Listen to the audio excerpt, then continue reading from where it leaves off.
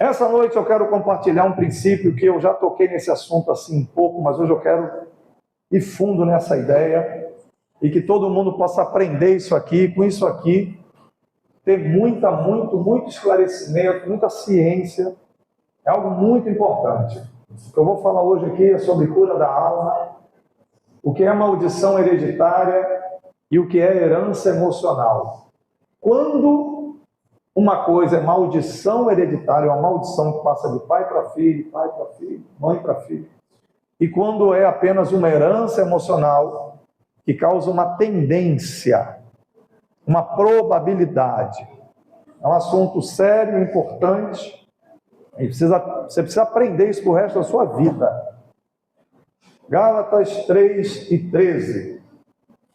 Cristo nos resgatou da maldição da lei, ou do pecado, né? Porque quem não cumpre a lei peca. Maldição da lei, maldição do pecado.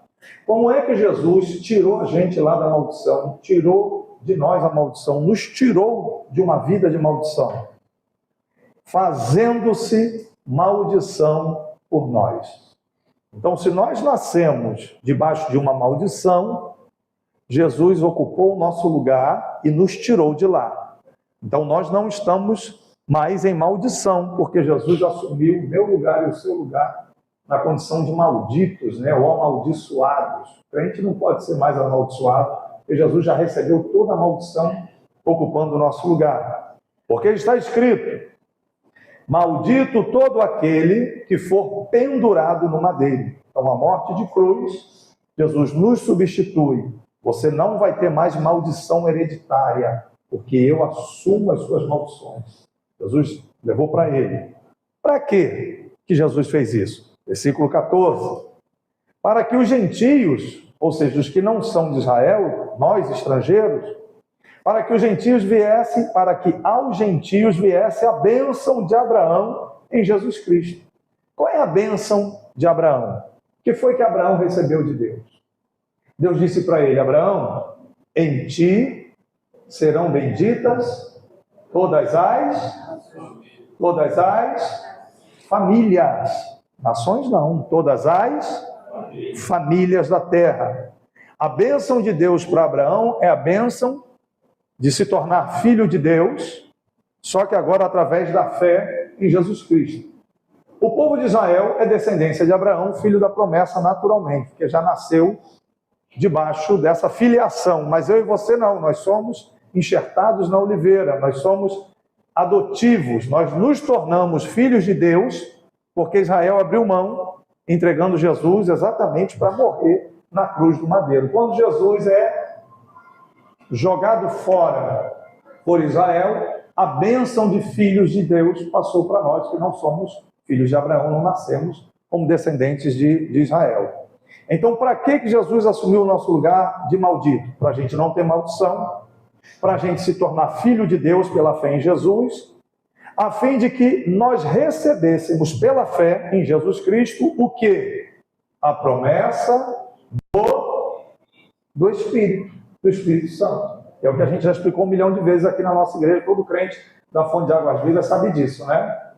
Antes de ser crente, você carregava um demônio dentro de você, você aceitou a Jesus, o demônio saiu, e o Espírito Santo entrou para fazer morada. Então, a garantia da nossa salvação é a presença do Espírito Santo dentro de nós. Enquanto o Espírito Santo morar em você, você é filha de Deus, você é filho de Deus, você está indo para o céu. Então, a salvação da nossa alma depende da presença do Espírito Santo morando em nós.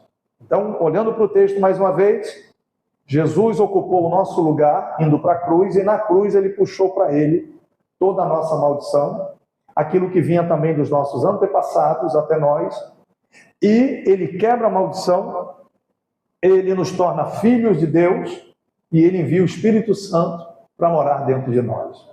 Pergunto a vocês, esse trabalho que Jesus fez foi muito grande ou foi mais ou menos?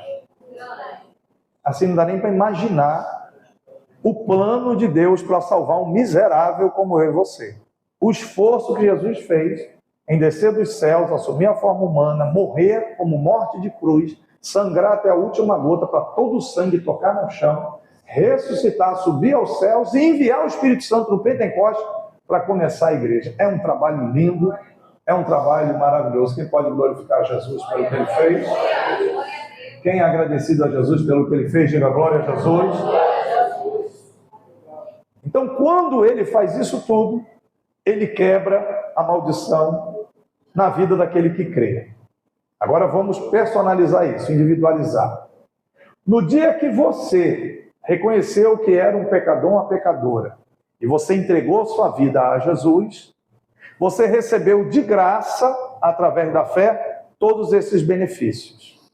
Mas você não só recebeu o benefício de não ter mais maldição, de se tornar filho, filha e de receber o Espírito Santo. Aconteceu algo ainda mais poderoso. O que é que acontece quando um miserável pecador, uma pecadora, entrega a vida a Jesus de coração? Coloca aí, por favor, 2 Coríntios, capítulo 5, versículo 17.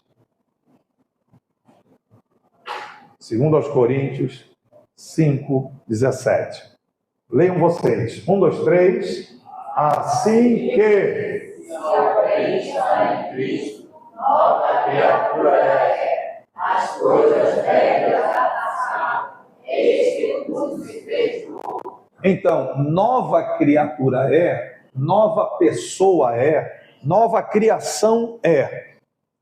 Outra versão que diz nova criação é bem forte. Você olha assim, qualquer criatura, não. O que esse texto está dizendo é que no momento que a pessoa entrega a vida a Jesus, ela se torna uma nova, olha aí, uma nova criação. Ou seja, você se tornou uma nova criação. Ou seja, você se tornou uma nova pessoa. O sacrifício de Jesus, o ato de aceitar Jesus como Salvador é tão violento no mundo espiritual, que aquela pessoa que você era antes de ser crente não existe mais. Aquela Edilene que existia antes de ser crente, ela morreu. E é impossível ela ressuscitar. A Edilene que vivia no mundo, ela não existe mais. Ela não existe mais. Porque passa a ser uma nova criatura, ou uma nova criação, ou uma nova pessoa. Então você não apenas aceitei Jesus. Eu agora frequento a igreja. Não. Você foi transformado em outra pessoa. Aliás, o maior sinal de que a pessoa realmente nasceu de novo, quando ela se converteu, aceitou Jesus, passou a ir para a igreja, um dos grandes sinais de que uma pessoa realmente, ela não é mais aquela que ela era, aí o reverendo Hernandes Dias Lopes é que fala muito isso, ouvi várias vezes ele dizer isso, é que se você é uma nova criatura, uma nova criação, uma nova pessoa, você pode até pecar, deu mole, não vigiou, falou que não devia, viu que não devia, se comportou como não devia, mas o nascido de novo, quando ele faz alguma bobagem, ele fica triste, fica mal, fica pesado. Rapaz, como é que eu fui falar um negócio desse? Como é que eu fui falar uma bobagem daquela? Como é que eu vou... Então, o sinal de que um crente realmente nasceu de novo, é uma nova criatura, uma nova criação, é que pode até pecar com palavra, com pensamento, com atitude, não vigiou, bobeou, não está lendo a Bíblia todo dia, orando todo dia, cantando louvor, falando em língua, o nível espiritual está baixo, aí fala uma bobagem, faz uma besteira, mas o nascido de novo sempre sente o peso. Não devia ter feito isso. Como é que eu falei isso? Agora, a pessoa que apenas frequenta a igreja, apenas é evangélico porque gosta da igreja A, B ou C, essa pessoa quando peca, não sente peso nenhum. E aí continua. Não há uma mudança clara no testemunho de uma pessoa que não nasceu de novo. Pode ter 59 anos de igreja, frequentando a igreja. Se essa pessoa não conheceu Jesus de verdade, ela não sente o peso do erro, ela não sente o peso do pecado, ela não se arrepende, porque ela não foi transformada numa nova criação, ela não foi transformada em uma nova pessoa, ela é apenas uma religiosa.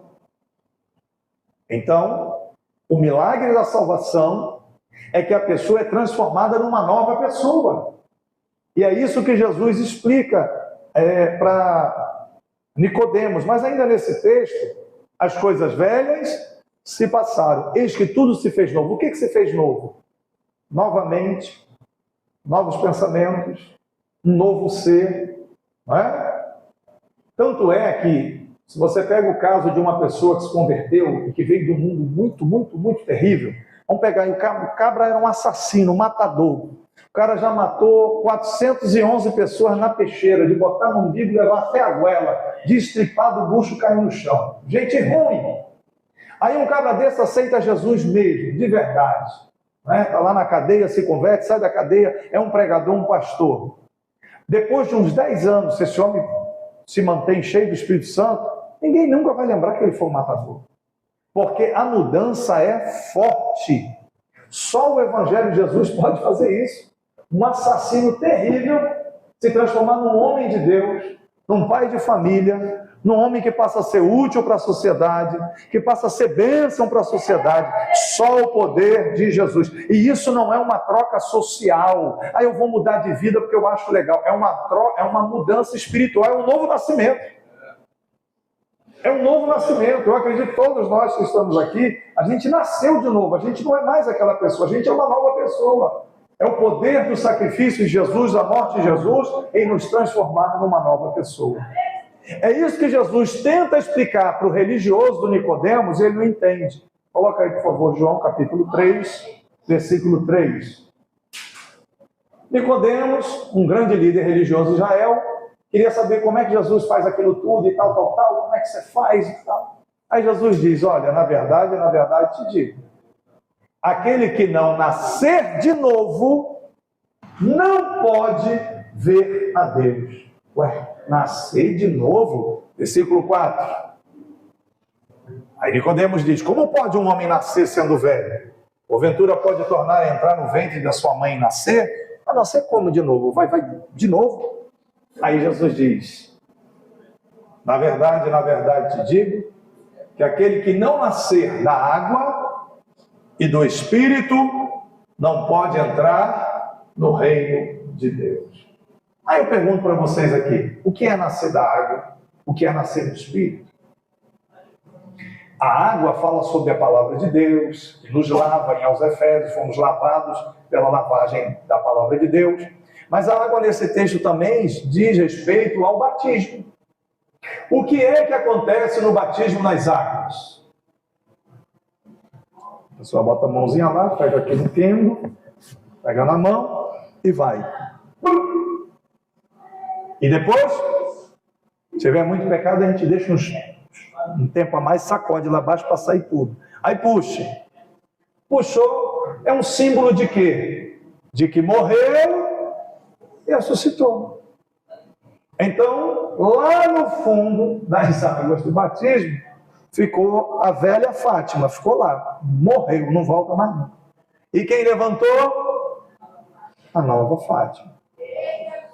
Ah, pastor, mas aquela velha criatura que eu era, pode ressuscitar? Não, morreu. Não tem como mais ressuscitar.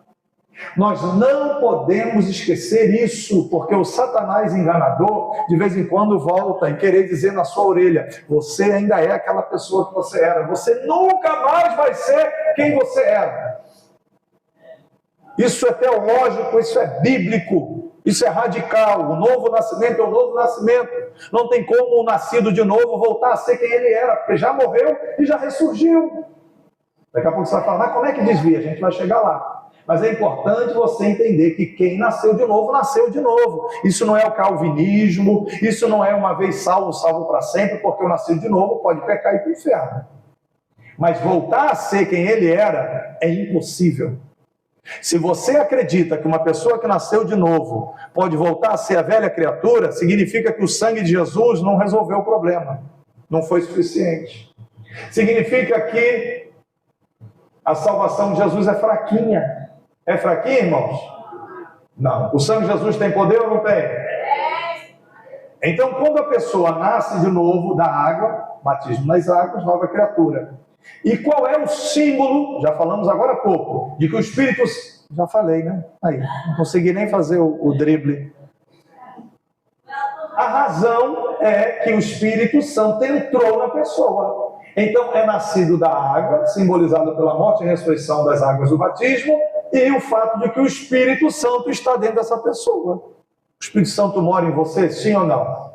Sim. Por que o Espírito Santo mora em você? Porque você nasceu de novo. O sangue de Jesus te lavou tão bem lavadinho que permitiu o Espírito Santo entrar para fazer morada. Esse milagre, estou falando uma coisa muito teológica que a gente discutia isso em seminário, mas estou falando bem esmigalhadinho para ver se você come, ver se você entende, né?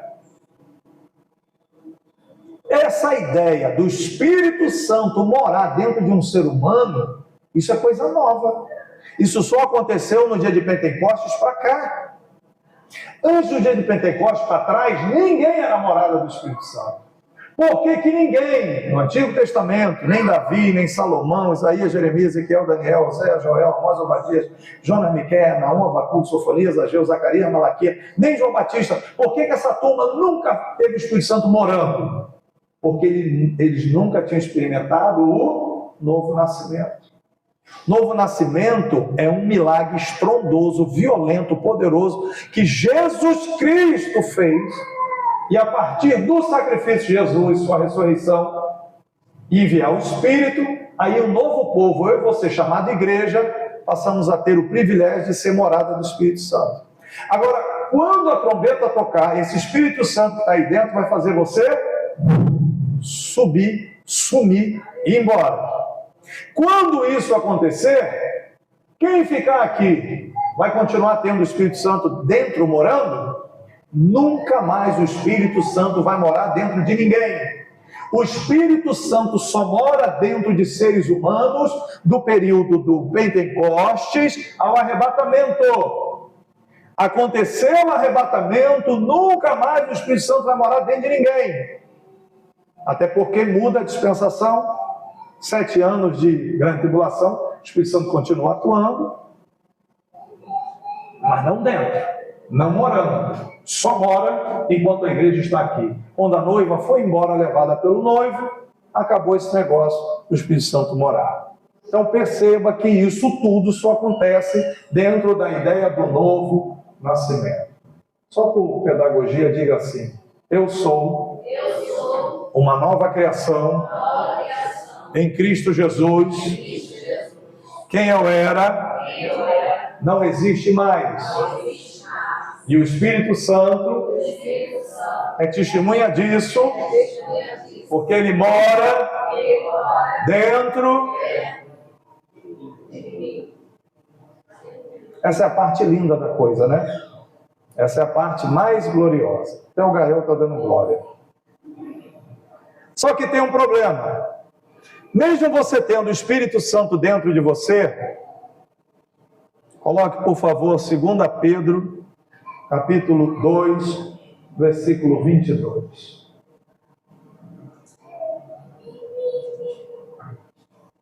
Mesmo você tendo o Espírito Santo dentro de você, se você não vigiar com a sua vida espiritual, Pedro diz: deste modo sobreveio-lhes o que por um verdadeiro provérbio se diz. Leiam vocês, qual é o provérbio? O cão... 1, 2, 3. O cão voltou a seu próprio nome.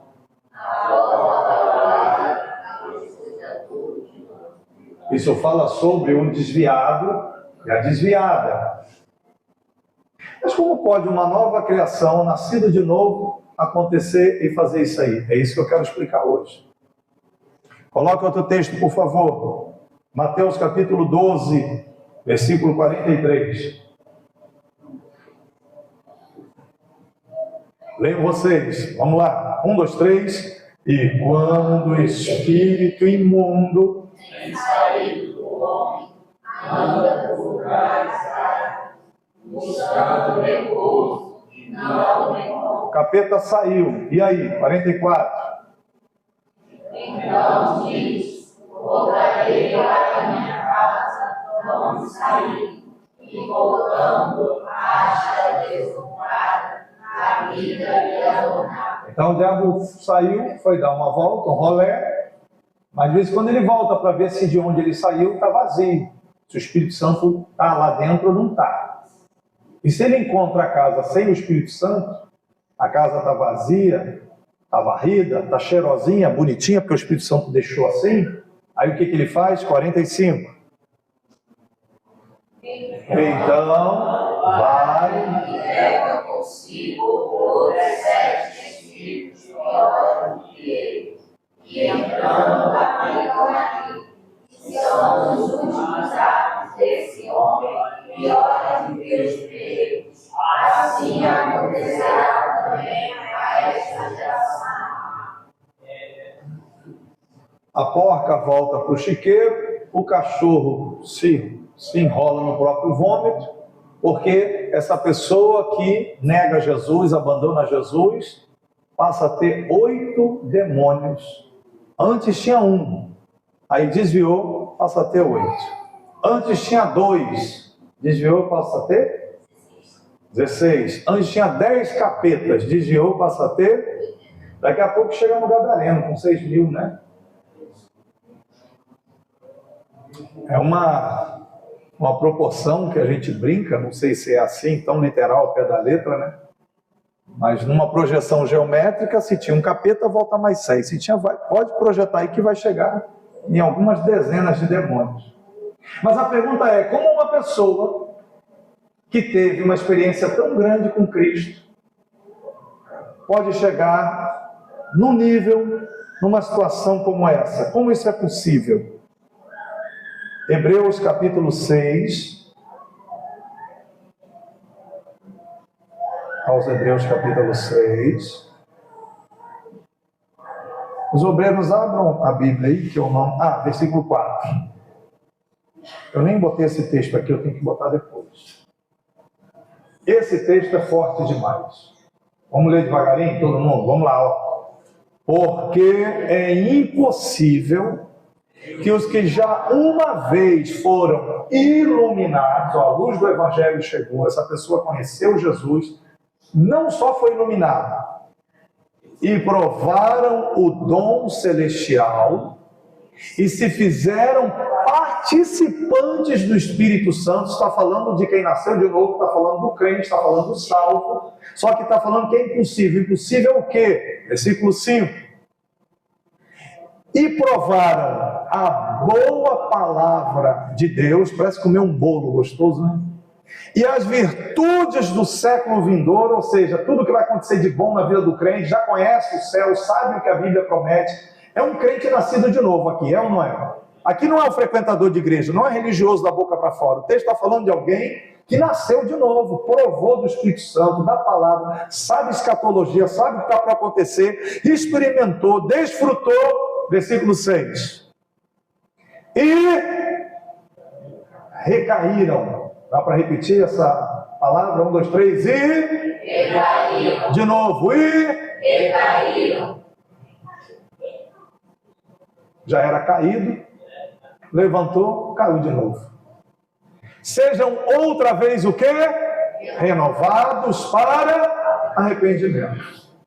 Vamos lá. Pois assim quanto a eles, de novo, crucificaram o Filho de Deus e o expõem à vergonha, vitupério é vergonha. Então vamos lá, olha o que a gente leu em Gálatas. Jesus na cruz se fez maldição por mim e por você, ele assumiu o nosso lugar, sim ou não? Quando a pessoa nascida de novo abandona a igreja, abandona Jesus, nega Jesus, não quero mais, não quero Jesus, não quero igreja, o Espírito Santo sai de dentro dele, o diabo volta atrás mais 7, e essa pessoa corre o risco de viver isso aí, que é como uma blasfêmia contra o Espírito Santo, isso aí, porque ela não vai ter mais o toque para o arrependimento. A porta voltou para o chiqueiro e o cachorro limpinho voltou a se remover no seu próprio vômito. Isso é um absurdo. Isso é terrível, isso é possível. Nós não somos calvinistas, uma vez salvo, salvo para sempre. Nós acreditamos no poder do novo nascimento, mas acreditamos que se a pessoa não vigiar, mesmo sendo nascida de novo, ela volta às práticas antigas. E o preço de recair, de voltar às práticas antigas, é um preço caro demais. Agora a gente tem que entender como é que isso funciona. E aí eu vou agora entrar na questão da maldição hereditária ou da herança emocional. Olhe para mim. Nenhum de nós que está aqui, você não é um ser isolado. Uma poeira cósmica que veio brilhando no céu e se formou do nada. Não. Você, todo ser humano, ele é a junção de um espermatozoide que se encontrou com um óvulo. Não é isso? O espermatozoide fecundou um óvulo. O espermatozoide, o óvulo. Agora, esse espermatozoide, ele tem uma história. Ele também não veio do nada. Ele tem uma história. Assim como esse óvulo também não veio do nada. Esse óvulo tem uma história. Que história é essa? Esse espermatozoide traz com ele seu pai. Aí vem o pai do seu pai, o avô, o bisavô, o trisavô, o tetravô. Mas além da linhagem do pai do seu pai, também tem a mãe do seu pai. A mãe do seu pai, a avó dele, bisavó dele, bisavó dele, tetravó dele. São 2 troncos genéticos para cima só do espermatozoide. Olha quanta gente existiu antes desse espermatozoide sair e fecundar o óvulo. É muita gente aqui para cima. É ou não é? Aí olha o óvulo da sua mãe. Ele também tem a história dele. Tem o pai dela, o avô dela, o bisavô dela, o trisavô dela, o tetravô dela. Aí vem a mãe, a avó, bisavó, mais 2 troncos genéticos para cima. 2 troncos para cá, cheio de gente, 2 troncos para cá, cheio de gente. Então o espermatozoide tem uma história, o óvulo tem outra história, eles se encontraram e você foi formado. Essa ideia de que essa ancestralidade, esses ancestrais, essa gente do seu passado, isso tudo trouxe para esse espermatozoide características físicas, o óvulo também. Por isso que você sabe. Aí você diz assim, rapaz, como é que pode? Nasceu um meu neto com os olhos azuis. Aqui tem olho verde, né? Pode ser que já nasce um galeguinho com os olhos verdes. Aí fica mais fácil. Mas se a Sandra fosse moreno, o Daniel moreno, e vem um menino com os olhos claros, aí você vai dizer, não, mas é porque eu tenho um avô ou um bisavô que tinha o olho claro. E isso veio geneticamente, por isso a criança nasceu assim. Então todo mundo aqui sabe que existe uma genética física, não é isso? A cor do cabelo, dos olhos, a pele, se é alto, se é baixo, se é magro, se é gordo. Além das características físicas genéticas, também tem as características de saúde. Na minha família todo mundo é diabético. Aí tem que tomar cuidado para não ficar diabético. E na minha família todo mundo tem problema de coração. Então tem uma tendência a ter problema de coração. É assim ou não é? Aliás, hoje os médicos trabalham muito com isso. Você vai fazer uma consulta, tem alguém diabético na sua família? Ali na anamnésia, quando vai pegar seus dados, tem alguém na sua família com problema de coração? Tem alguém com hipertensão? Minha mãe tinha pressão alta, meu pai tinha pressão alta, o avô meu. Então, porque tem uma história genética que vem nesse espermatozoide. Tem uma história genética que vem nesse óvulo. E quando se encontraram, gerou você. O que não se fala e não se ensina muito é que não é só herança genética física, tem a epigenética. O que é isso? Existe também a herança emocional. Aí você não entende por que você tem uma mania.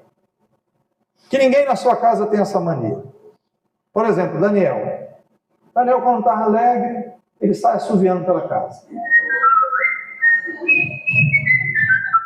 Falei, de onde esse menino tirou isso? Eu nunca assoviei, meu pai nunca assoviou, nunca vi isso na minha família, nunca vi isso. Aí a Rose, mãe da Kátia, falou, o pai dela, que faleceu quando Kátia tinha 2 meses, o pai dela faleceu, mas a mãe dela, a Rose, falou assim, não, o Getúlio, que é o avô Daniel, ele vivia assoviando dentro de casa. Então veio na genética de onde esse menino tirou de ficar assoviando, se eu nunca vi isso na minha vida, família, ninguém na minha família tem um assoviador, sei lá como é que fala, mas veio E se explica quando ela revelou: não, meu marido era assim. Olha a genética. É ou não é? Então você, olha para mim, eu estou dando uma volta técnica, mas tem um propósito. Olha para mim, presta atenção. Você não surgiu do nada. Existe ancestralidade do lado do pai, do lado da mãe. E a herança não é só física, ela também é emocional. Vamos deixar isso mais claro agora. Você pensa assim: por que qual é um defeito que você vê na família? Ah, pastor, do lado da minha mãe, todo mundo era cachaceiro. Vamos botar do lado do pai para não ficar feia a mulher bebendo? Meu pai era cachaceiro, meu avô era cachaceiro, o avô dele era cachaceiro, um monte de tio meu era cachaceiro. O problema da minha linhagem, o problema da minha família é bebida. Aí o outro diz: não, meu problema do lado da minha mãe é divórcio. Não para casamento na minha família, nunca parou. A minha mãe é divorciada, a minha avó é divorciada, a tia é divorciada, a bisavó é divorciada. É um negócio que o casamento não para. Aí outro diz: não, a minha linhagem é matador. Eu sou do meu avô lá no Nordeste, puxava da peixeira e matava, com R$100 ele matava 100 pessoas. Um homem bravo, um homem bruto, matador, assassino. Eu soube que um tio também era, o outro avô, uma família violência. Então na linhagem tem uma questão de violência. Então não é só diabetes, problema de coração, ou se assovia. Existem tendências genéticas, hereditárias, que vai passando de pai para filho, filho para neto, neto para bisneto, e chegou em você, e você não conhece, você não sabe por que você reage de tal jeito, por que você pensa assim, por que você não queria ser de um jeito e é. Por quê? Porque a manga cai debaixo de uma mangueira. Você não vai encontrar uma manga caída debaixo de um pé de coco, irmão. O fruto não cai longe da árvore. Tem muita coisa que você é e você pensa porque você herdou da linhagem de seu pai ou da linhagem da sua mãe. O problema é que nós no Brasil somos chamados de vira-latas. A gente não está nem aí. Quem foi seu bisavô? Quem foi seu avô? Você já parou para bater um papo com o seu avô para saber como ele era, como era a mãe dele? Você já parou para conversar com um tio seu, como era a sua mãe, qual era a relação? A gente não se preocupa com isso. Só que o europeu se preocupa. O europeu sabe certinho quem foi a mãe, quem foi a avó, quem foi a bisavó, que veio do país tal, que veio na guerra tal, que migrou. Eles têm a árvore genealógica, eles sabem a origem. Os povos árabes também sabem, eles sabem a linhagem todinha, eles entendem o que eles estão vivendo hoje, porque eles sabem que os antepassados todos viveram, o judeu também. E aí você não entende por que a Bíblia fala tanto de genealogia. Chega o livro de Levítico, o povo quer pular o livro. Aí lê Gênesis, com as histórias legais. Lê Êxodo, com as histórias boas. Quando chega em Levítico, e fulano gerou fulano, que gerou Beltrano, que gerou Beltrano, e os nomes esquisitos, e o nome, e vai, e é nome, e foi gerando, e foi gerando. Então você diz: meu Deus, para que isso está na Bíblia? Para você entender exatamente que você é um ser resultante de outras pessoas. Você não nasceu do nada, tem uma história anterior a você, que você herdou do papai, que você herdou da mamãe. E essa herança está dentro de você. Essa herança, essas emoções que vieram dos seus antepassados estão aí dentro de você. Vamos tornar isso mais próximo. Quem é mãe e pai aqui? Você olha para o seu filho, para a sua filha hoje e diz: como é que pode fazer isso? Como é que pode? Aí você para pensar: rapaz, eu fazia isso mesmo com a minha mãe. Ó. Do jeito que ela faz comigo, eu fazia com a minha mãe. Como é que pode? Está repetindo. Quem ensinou essa menina a fazer isso, gente? Quem ensinou a fazer isso? Não precisa ensinar. Isso já veio por herança. Veio na genética. É ou não é? É muito comum a gente ver os nossos filhos repetindo os nossos erros ou as nossas tendências, e não é só comportamento por convivência, não. É porque recebeu lá na alma essa herança. Porque essa alma que você é, tem uma alma aí dentro, entende? Essa alma nasceu do nada? Não. Essa alma, ela é a fusão do espermatozoide e do óvulo. Veio um monte de coisa do lado de cá, um monte de coisa do lado de cá, pum, formou, está aí dentro de você. Está aí dentro. Tem um monte de coisa aí dentro. Boas e ruins, mas estão aí dentro. Está entendendo, Marcos? É assim ou não é? É assim. Me ajuda. Aí você vê, Mateus faz questão de dizer de onde Jesus veio, a genealogia toda dele para chegar até ele, para mostrar que ele é herdeiro do trono de Davi. Mas você vê Lucas fazendo a genealogia vindo de Adão, para mostrar que ele é o filho do homem, humano como eu e você, com as mesmas fraquezas, sem pecado, mas com tendências, sem pecado, mas com fraquezas. Aí a conversa outro dia, olha para mim, olha para mim. Agora o pulo do gato, presta atenção. Quando a pessoa é ímpia, pecador, não nasceu de novo, não conheceu Jesus, essa herança toda é chamada de maldição hereditária. Uma maldição que foi herdada. Por quê? Se o pai era bruxo macumbeiro, avô macumbeiro, bisavô macumbeiro, tetravô macumbeiro, esse infeliz vai ser macumbeiro. É uma herança, uma maldição, ou bebida, ou prostituição, pecados sexuais, assassinato, violência, o que for, porque vem essa herança maldita, maldição hereditária, herança maldita. E o pecador, às vezes, é escravo disso sem saber por que é escravo. Simplesmente reproduz tudo o que os antepassados fizeram, porque ele recebeu essa carga emocional, mora dentro dele, e o detalhe, o diabo e os demônios aproveitam isso. Aí você diz, poxa, eu não queria repetir os erros da minha mãe, e acaba repetindo os erros da sua mãe, principalmente quando não é crente. Por quê? Porque existem demônios. Existe ou não existe demônio? E o diabo sabe trabalhar em cima do ponto fraco de uma família. Então, em algum momento da sua história, lá em 1800 e alguma coisa, um bisavô seu teve uma briga, pegou uma faca e matou alguém. E virou um homem violento e assassino. O filho dele, aí o diabo começou a usar ele para matar um monte de gente. Ele se transformou num assassino, um bisavô seu. Quando esse bisavô foi ficando velhinho, velhinho sem força, o diabo que usava ele naquilo, vai passar para quem? Porque o cavalo está velho, precisa de um cavalo novo para continuar o trabalho. Aí esse demônio vai procurar quem? Quem? O filho. E vai usar esse filho no mesmo trabalho, no mesmo ministério de assassino, no mesmo trabalho. Quando esse filho está velhinho, já sem força, o miserável do demônio, agora vai procurar quem? O neto. E vai de geração em... O nome disso é maldição hereditária. Agora, quando você, que trouxe uma carga genética de maldição do lado do pai e do lado da mãe, não é do lado lá, são os dois. Quando você reconhece Jesus Cristo como Senhor e Salvador, toda essa herança maldita quebra, acaba. Foi por isso que eu comecei com o texto de Gálatas 3:13.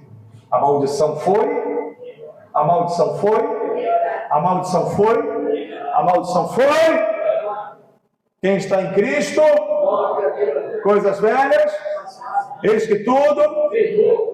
Então o crente não tem mais o poder da maldição, porque o demônio não pode mais tocar nele como tocava no pai dele, no avô dele, no bisavô dele. O diabo era dono daquela família, mas quando você aceita Jesus, você quebrou essa transmissão demoníaca. Em você, tudo se fez novo. Só que dentro de você, mesmo você sendo uma nova criatura, ainda existe uma tendência que você recebeu por herança, uma tendência emocional, porque isso é natural. Quando você nasce de novo em Cristo, você nasce de novo sem o poder do pecado, sem o poder do diabo. O Espírito Santo está dentro de você para te ajudar. Mas a santificação, ela não é automática, no sentido de você ficar perfeito. A santificação é um processo. Quanto mais você se enche do Espírito Santo todo dia, melhor você fica. Ele controla o seu temperamento e conserta o seu mau caráter. Mas se você não lê a Bíblia todo dia, não ora, não canta louvores, não fala em línguas, não tem todo dia um devocional com Deus, essa herança, essa tendência que você tem, que a Bíblia chama de carne, pode te servir de tentação para você voltar às práticas antigas. Você não consegue mais ser o pecador de antes. Porque, irmãos, a pior situação de um desviado é que o desviado ele vai tomar uma cerveja e a cerveja não tem mais o sabor que tinha quando ele era ímpio. O desviado ou a desviada pode ter relações sexuais, prostituir o que for, nunca vai ter a felicidade que tinha diante de ser crente. O ímpio sente o prazer da cerveja. A ímpia sente o prazer da prostituição, porque não sabe o que é nada diferente daquilo, mas o desviado não. Ele está numa situação tão miserável, o desviado ou a desviada, porque ele nem sente o prazer da cerveja, e como ele está desviado, ele não sente mais o prazer de falar em línguas, de adorar a Deus, de sentir a presença de Deus. Ele está no meio dos dois mundos. O ser humano mais triste do planeta Terra é o desviado. Mesmo que tente cauterizar a mente, não, que nada, eu fui crente, mas não estou nem aí, me dá uma cerveja aí. Aquela cerveja nunca vai ter sabor, porque sempre vai ter um sentimento de culpa. O ímpio não tem culpa de nada. Ele age naturalmente. Então é prazeroso para o ímpio a impiedade e o pecado. Mas o desviado não, coitado do desviado. Ele nem prova da luz e nem sente totalmente as trevas. Ele está no meio do caminho. Porque ele já nasceu de novo. Ele está no lugar errado. Aquilo ali não é mais para ele. Não cabe mais ele. O botequim não é mais para ele. A nova criação faz com que aquele lugar não seja mais para ele. O lugar dele é aqui. Só que como ele se afastou do Espírito Santo, de Jesus, da igreja, e está tentando viver no mundo que nem o reconhece mais, porque ele é outra pessoa, a vida dele é uma miséria, a vida do desviado. Então, você nasceu de novo, o diabo não tem mais poder sobre você, e o que você herdou do seu pai e da sua mãe não tem poder sobre você, porque como nova criatura você tem o livre-arbítrio. Pastor, só que é o seguinte, eu aceitei a Jesus, mas me deu vontade de fumar um cigarro. E aí, você fumou? Não, eu não quis fumar. Por que não quis fumar? Porque nasceu de novo. Porque se fosse ímpio, fumava. Fumava ou não fumava? Quantas vezes o ímpio fuma sem querer? Vou fumar mais não. Aí fuma 3 maços. Só porque disse que não ia fumar. O diabo vai lá e se vinga dele. É ou não é? Então entenda o que eu quero falar para você aqui essa noite. Você é uma nova criatura, filho de Deus, filha de Deus, o Espírito Santo mora em você, mas você continua lutando com uma tendência familiar, com umas probabilidades. Para você entender melhor o que eu estou falando, seria muito bom você ter contato com a sua mãe, sentar com ela e falar: mãe, como é que era a sua relação com a sua mãe, com a minha avó? Como é que era a sua vida com o seu pai, com o meu avô? Se o seu avô ou sua avó estão vivos, você chegar para um velho desse, ou um tio, uma tia, seu sangue velho, e falar assim: ei, como é que era a nossa família? Como é que era lá no Nordeste? Como é que é quando vocês viviam lá? Como é que era a relação? Irmão, isso é libertador. Quando você futuca para entender a história dos seus antepassados, você começa a entender por que você tem algumas tendências. Não é obrigado a cair nos pecados antepassados, porque você é nova criatura, mas as tendências estão aí dentro de você. A sua alma foi formada com as tendências da geração do seu pai, com a geração da sua mãe. Não tem como isso não acaba. Só que você não precisa ser dominado por isso mais, porque você tem o Espírito Santo para te ajudar. Só que o autoconhecimento é o que fortalece você para vencer essas situações. Ajuda você a se entender melhor e ajuda você a criar seus filhos. Porque vai chegar uma hora que você vai ver a sua filha fazendo coisas que você faz, que sua mãe fazia, que sua avó fazia, e você não entende. Por que não entende? Porque tem que entender a história. Tem um ditado, e aí eu falo como professor de história, tem um ditado na história, como disciplina, como ciência, que diz assim: quem não conhece a história está fadado a repetir os mesmos erros. Por que no Brasil se ensina a história do Brasil toda errada? O povo continua idiota, ignorante, fazendo os mesmos erros, né? Mas quando você conhece a verdadeira história, ninguém tira isso de você. Você tem conhecimento. Rapaz, eu sei quais eram os erros da minha mãe. Eu sei quais eram os erros da minha avó. Eu sei quais eram os erros do meu pai e do meu avô. E por isso que eu tenho algumas tendências, mas eu não vou repetir isso, que eu já sei quais são. Vou vigiar. Qual era a tendência? Jogatina? Vigia mais. Pecados sexuais? Vigia mais. Violência? Vigia mais. Qual era a tendência da sua família? Você conhecendo isso, você fica esperto, esperta para não repetir os erros. O ímpio não tem esse poder, o pecador não tem esse poder. O pecador é escravo do pecado e servo de Satanás. E o diabo mete uma canga nele e bota ele para arar e leva para onde quer. Mas você não. Você não é mais jegue do diabo. Você agora é ovelha do bom pastor Jesus. Pegou a visão agora?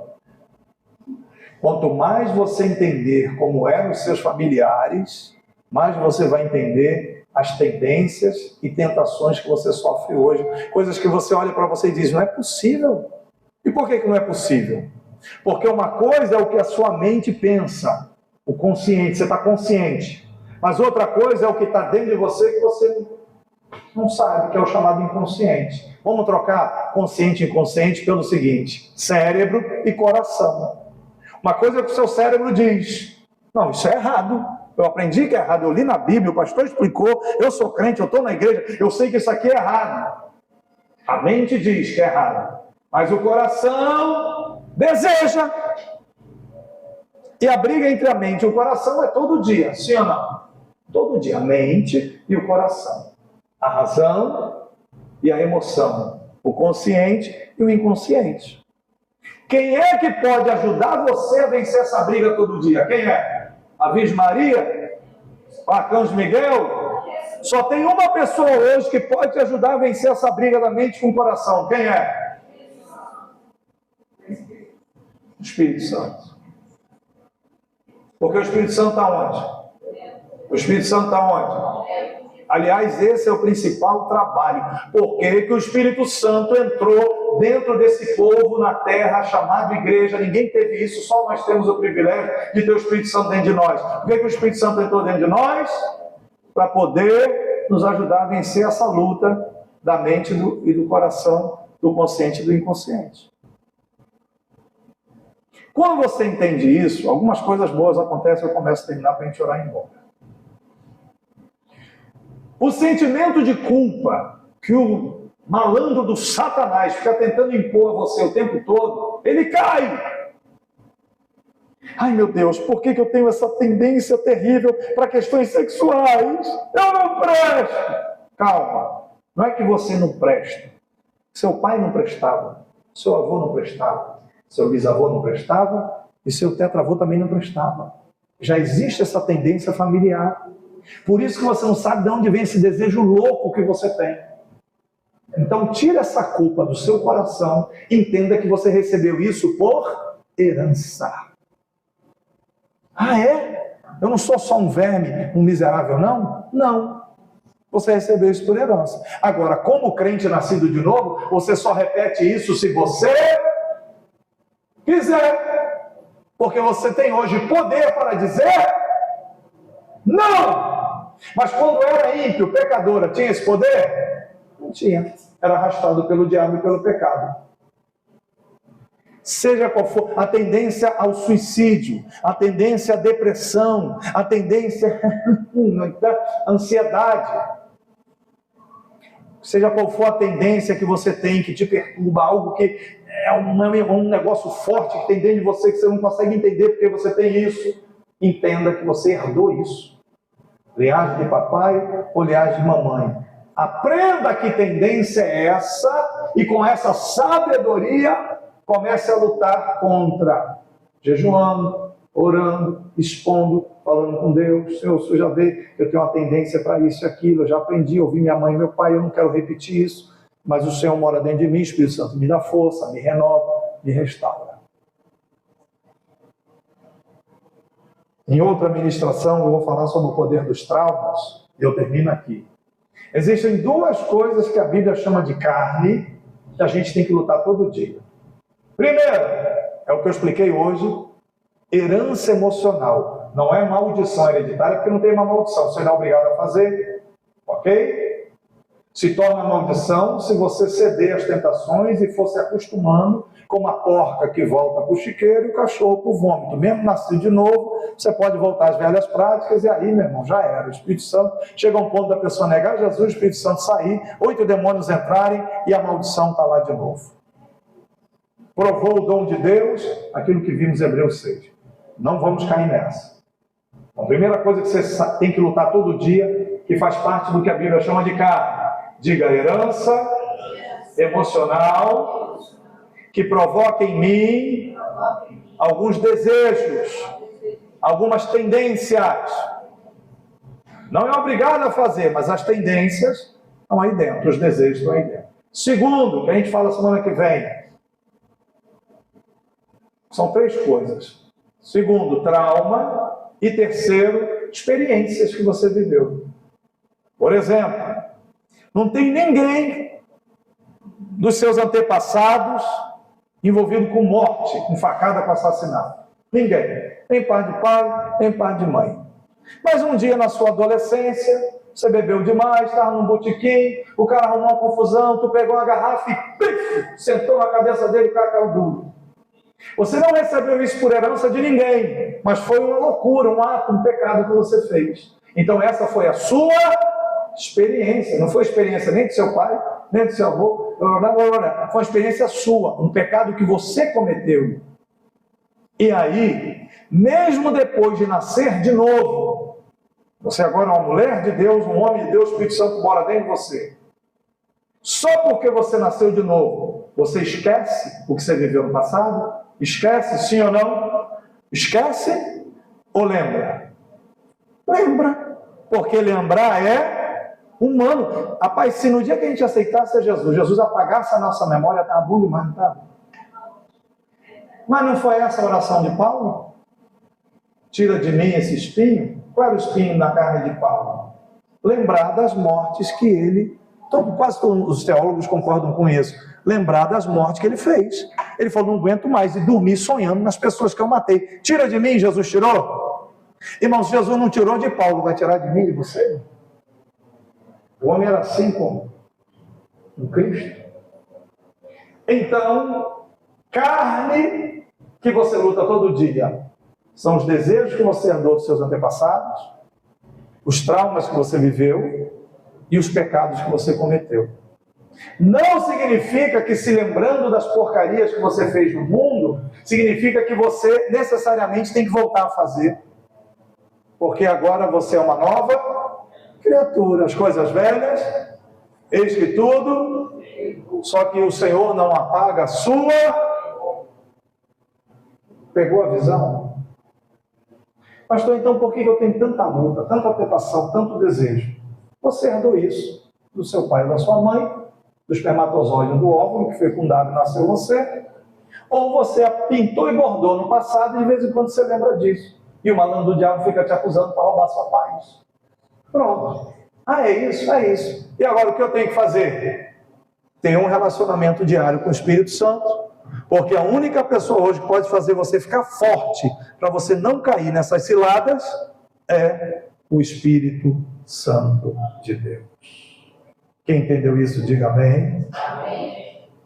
Eu estou falando isso para todas as pessoas que eu atendo como psicanalista essa semana. E eu gosto de ver reação. E quando eu acabo de falar isso tudo, a pessoa faz assim, ó. Meu Deus, pastor, por que eu não vi isso antes? Então a culpa, porque essa palavra miserável, sempre ela. Então a culpa não é minha. Parece tirar um piano das costas da pessoa. Falei, pois é.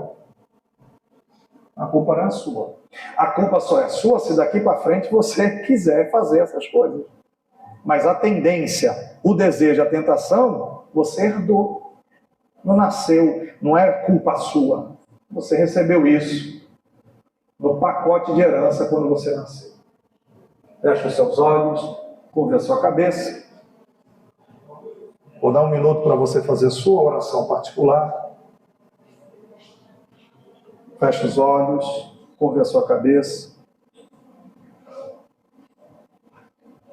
Eu espero que hoje à noite, quando você for orar antes de dormir, você procure trazer à memória, com a ajuda do Espírito Santo, quais são as tendências e os desejos que você carrega dentro de você, que você identifica como um traço familiar, alguma coisa que sua mãe também tinha, sua avó tinha, suas tias tinham, seja por parte de pai, por parte de mãe.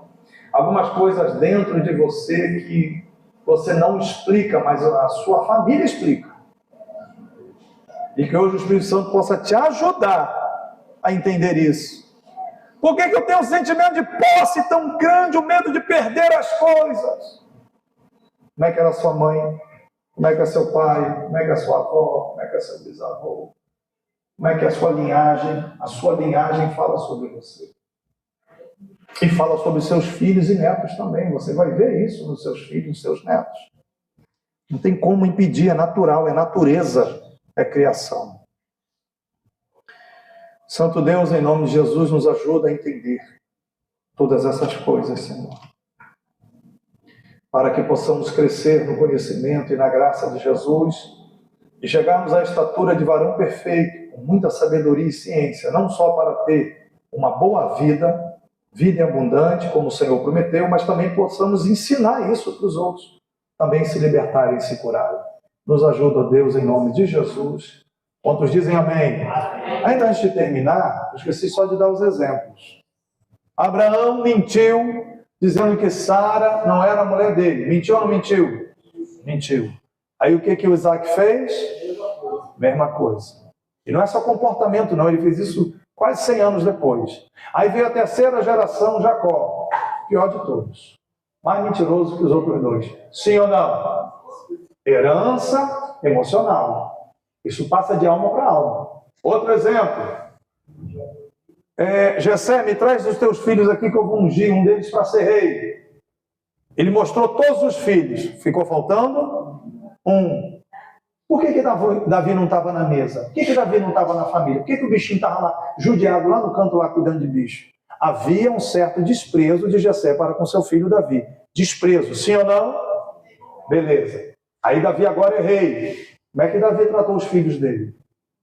Cadê Aminon, que estuprou a própria irmã? Minha irmã Tamar. Cadê Absalão, que fez aquela loucura com o próprio pai? Por que ele repetiu o erro do pai?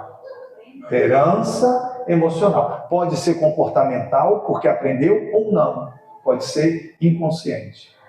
O filho pode aprender coisa errada com o pai, ou não. Aquilo já pode estar dentro do filho, e lá na frente aquilo manifesta. Porque é normal. O filho é um espermatozoide que juntou com o óvulo. A herança está ali. É química, é genética, é epigenética. Não é só cor de cabelo e cor dos olhos. É alma para alma. É emoção para emoção. Amém? Muito bem. Vamos terminar aqui. Despedir do povo. Deus abençoe você do Instagram. Deus abençoe você do YouTube.